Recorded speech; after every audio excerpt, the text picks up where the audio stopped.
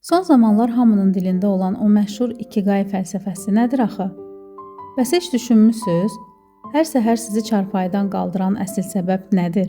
Məcburiyyət, zəngli saatın səsi, yoxsa daxilinizdəki o sönməyən həyəcan, həyat eşqi? Əgər hələ də həyatınızın anlamını axtaranlardansınızsa, bu video tam sizin üçündür. Çox vaxt elə düşünürük ki, həyatımızın mənasını tapmaq üçün mütləq böyük kəşflər etməli, dünyanı dəyişməli və ya tamamilə əlçatmaz zirvələrə boylanmalıyıq. Lakin Yaponiyanın Okinawa adasının sakinləri bizə tam fərqli bir reallıqdan bəhs edir. Dünyada ən uzun xoşbəxt ömür sürən bu insanların dilində bizim bildiyimiz mənada təqaüdə çıxmaq kimi bir anlayış belə yoxdur. Onlar 100 yaşlarında belə hər səhər günəş doğmamışdan əvvəl heç bir zəngli saatın məcbur edici səsi olmadan üzlərində içdən bir təbəssümlə çarpayıdan qalxırlar. Çünki onları həyata bağlayan, bədənlərinə gümrahlıq, zehinlərinə itilik verən daxili bir kompasları var. Bu kompas Yaponların ikiqay adlandırdığı, yaşamağa dəyər olan səbəb fəlsəfəsidir. Müasir dünya isə bizi çox vaxt iki sərt seçim arasında sıxışdırır. Ya sevmədiyin, hər səhər ayaqlarının geri-geri gedərək addımladığı monoton bir işdə sırf dolanışıq xətrinə ömrünü əritməlisən, ya da bütün riskləri gözə alıb naməlumluğa doğru addımlamalısan. Biz buna müasir dövrün tükənmə sindromu deyirik. Lakin ikiqay fəlsəfəsi və xüsusən də yaşadığımız rəqəmsal dövrün bizə təqdim etdiyi sonsuz imkanlar üçüncü, daha müdrik və daha çevik bir yolun olduğunu göstərir. İkiqay sadəcə iş dəyişmək deyil. İkiqay işinizə verəcəyiniz anlamı dəyişmək, daxilinizdəki işığı xaricə yansıtmaq, gördüyünüz işə baxış bucağınızı dəyişməkdir. Maraqlıdır ki, Yaponlar üçün ikiqay heç vaxt mürəkkəb bir formulla və ya böyük bir karyera planı ilə ölçülməyib. Onlar üçün bu sadəcə hər günün içindəki balaca mənaları hiss etməkdir. Lakin bu müdrik fəlsəfə modern dünyamıza gəlib çatanda, qərb təfəkkürü onu daha aydın anlamaq və günlük həyatımıza tətbiq etmək üçün müəyyən bir sistemə saldı. Biz bugün ikiqay dedikdə, adətən məhz həmin o məşhur 4 dairənin kəsişməsini gözümüzün qabağına gətiririk. Bu model bizi 4 təməl sual ətrafında düşündürür. Sevdiyiniz iş, yaxşı olduğunuz sahə, dünyanın ehtiyacı olan dəyər və sizə pul qazandıracaq peşə. İlk baxışdan bu 4 dairəni birləşdirmək çətin görünə bilər. Lakin müasir dünya və xüsusən də yaşadığımız rəqəmsal dövr bizə göstərir ki, ikiqayəyə çatmaq üçün hər zaman hər şeyi bir anda yandırıb axırına çıxmaq şərt deyil. Bəzən durduğun bucağı dəyişmək də kifayət edir. Məsələn, hər gün eyni marşrutla hərəkət edən sıradan bir taksi sürücüsü öz rəqəmsal səhifəsini açaraq keçdiyi yolları, şəhərin gizli köşələrini, gündəlik iş prosesində qarşılaşdığı fərqli insan hekayələrini paylaşa bilər. Bir laborant mikroskop altında gördüyü o möcüzəvi aləmi və xəstəliklərdən qorunmağın yollarını insanlara çatdıraraq işinə ruh qatar. Bir müəllim auditoriya çərçivəsindən çıxıb rəqəmsal kontent yaradıcısına çevrilər. Bir bank işçisi isə mürəkkəb maliyyə terminlərini sadələşdirərək cəmiyyəti maarifləndirə bilər. Lakin bəzən elə anlar gəlir ki, insan var olan çərçivəyə sığmır və daxilindəki o böyük ehtirasla tam olaraq tanış olmalı olur. Baxırsınız, illərlə maliyyə sektorunda çalışan biri bir gün içindəki estetik duyğunu kəşf edib obyektivin arxasına keçir və peşəkar fotoqrafa çevrilir. İllərlə tibb təhsili alan, həkimlik edən biri ruhunun rəqslə, hərəkətlə nəfəs aldığını anlayıb səhnəyə yönəlir. Hüquqşünas kimi karyera quran biri kainatın düzənini, astrologiyanı öyrənməyə başlayır. Maliyyə eksperti mətbəxə keçib nəfis konditor əsərləri yaradır. Mühəndis isə insan ruhunun dərinliklərinə enərək psixologiya sahəsində özünü tapır. Gəlin düşünək, rəsmi sevməyən biri necə həqiqi rəssam ola bilər? Bəs tədris etməkdən, öyrətməkdən zövq almayan biri necə uzun illər keyfiyyətli bir müəllim kimi çalışa bilər? İnsanları şəfalandırmaq, toxunaraq sağaltmaq eşqi ilə yanıb tutuşan biri gün boyu soyuq kompüter ekranı arxasında nə dərəcədə zövq alar və nə dərəcədə effektiv ola bilər? Məşhur bir deyim var: sevdiyin peşəni seç və ömründə bir gün də olsun işləmə. Çünki insan sevdiyi bir işlə məşğul olanda o işləmir, o sadəcə öz həyatını yaşayır.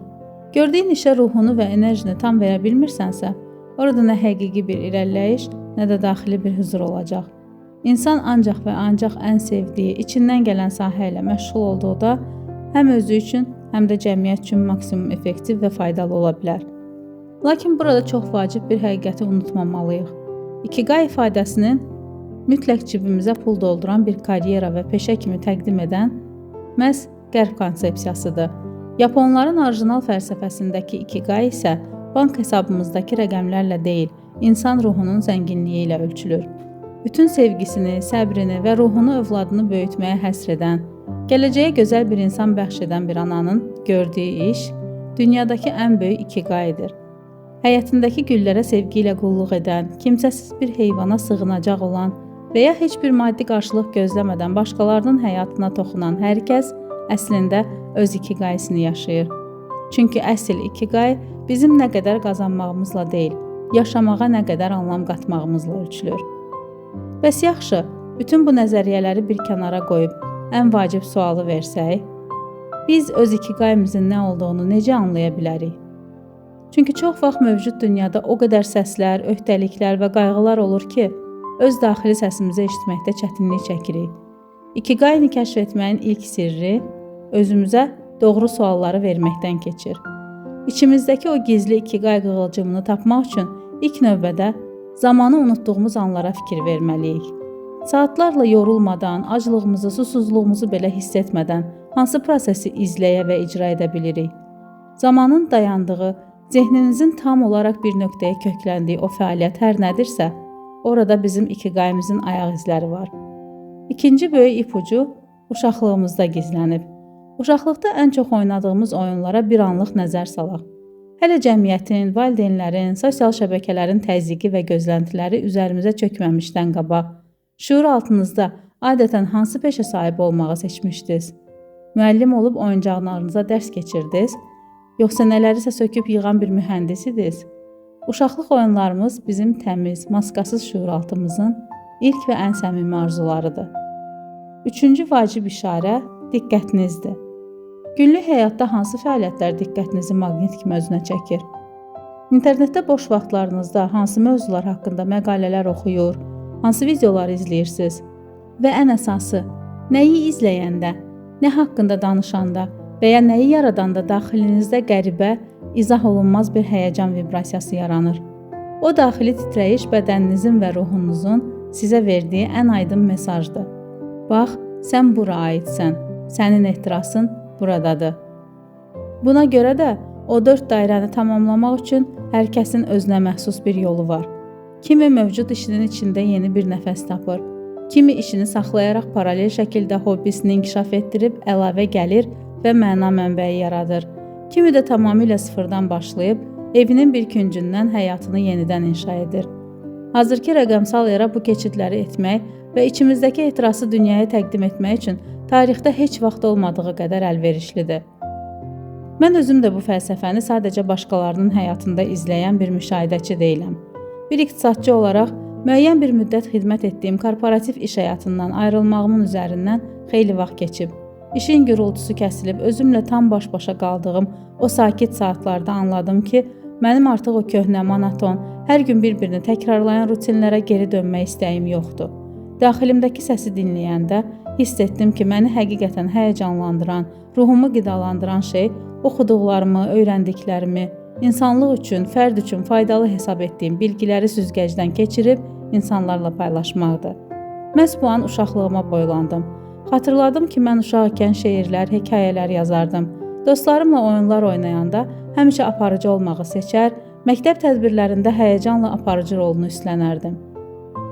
İllər sonra anladım ki, mənim içimdəki o balaca yazar və aparıcı heç vaxt yox olmamışdı. O sadəcə iqtisadiyyatın, rəqəmlərin və korporativ qayğıların arxasında öz vaxtını gözləyirdi. Bugün iqtisadçı təcrübəmlə uşaqlıq ehtirasımı birləşdirərək bu yola qədəm qoymuşam və sizinlə bu həyəcanı bölüşərək addım-addım öz ikiqayıma doğru irəliləyirəm. Sizlərin dəstəyi, daxili inamım və bu qarşılıqlı ünsiyyət mənim üçün həmin o 4 dairənin kəsişdiyi mərkəzə çevrilir. Ümid edirəm və inanıram ki, bu yol mənim üçün həm sevdiyim, həm də bacardığım, sizlərə fayda verə biləcəyim, həm də həyatımı tamlıqla davam etdirməyə vəsilə olan doğru bir seçim olduğunu sübut edəcək. İkiqay bizə öyrədir ki, Həyat hazır bir resept deyil, dinamik bir kəşf prosesidir. Okinavalıların hər gün tətbiq etdiyi Kaizen prinsipi kimi, hər gün 1% daha yaxşı olmaq, özümüzə dürüst olmaq və ruhumuzu qidalandıran işlərin ardınca getmək bizə kifayətdir. İndi çevrənizə və özünüzə baxın. Hazırda həyatınızın hansı mərhələsindəsiz?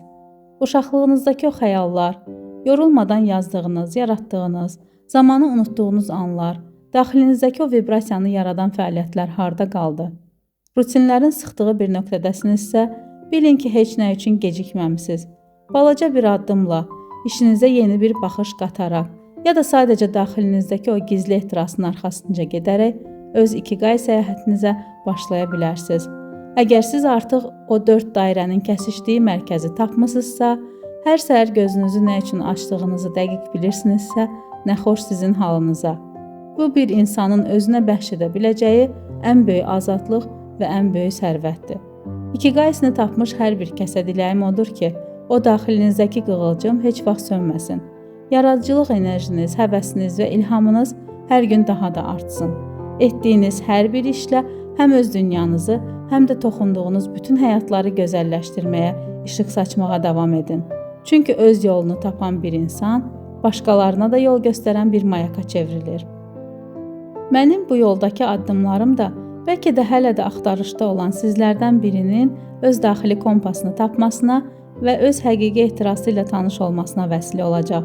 Əgər siz də axtarışda mənə yoldaşlıq etmək, birlikdə düşünmək və hər yeni məzmunla öz ikiqayımıza bir addımda yaxınlaşmaq istəyirsinizsə, kanala abunə olmağı və bu videonu bəyənməyi unutmayın.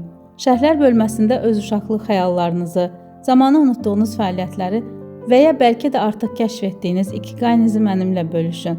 Gəlin bu yolu bir-birimizə işıq tutaraq irəliləyək. Heç vaxt düşünmə ki, sənin üçün artıq gecdir. Başlamaq üçün ən yaxşı vaxt 10 il əvvəl idisə, ikinci ən yaxşı vaxt indidir. Çünki kitabın ən gözəl fəsli hələ yazılmayıb və qələm hələ də sənin əlindədir. İnsan öz həqiqi yolunu tapdığı an, neçə yaşında olmasından asılı olmayaraq onun həqiqi həyatı məhz o an başlayır. Məsələn, 78 yaşında ilk dəfə fırçanı əlinə alıb, dünya şöhrətli rəssama çevrilən Anna Mary Moses'i, ya da 65 yaşında ilk bestsellerini yazan Laura Ingalls-ı xatırlayaq. Anna Sewell bütün dünyada məşhur olan Qara Gözəl romanını 57 yaşında çarpayıya məhkum xəstəykən yazmağa başladı. Bu onun ilk və tək kitabı oldu, amma uşaq ədəbiyyatının klassikinə çevrildi. Belə saysız hesabsız nümunələr gətirmək olar. Unutmayın, hər səhər günəş sizin üçün də doğur və o zəngli saatdan daha güclü bir yaşama səbəbiniz hər zaman var. Yetər ki, onu axtarmaqdan və onun işığına doğru addımlamaqdan imtina etməyin. Növbəti görüşlərədək sağ olun.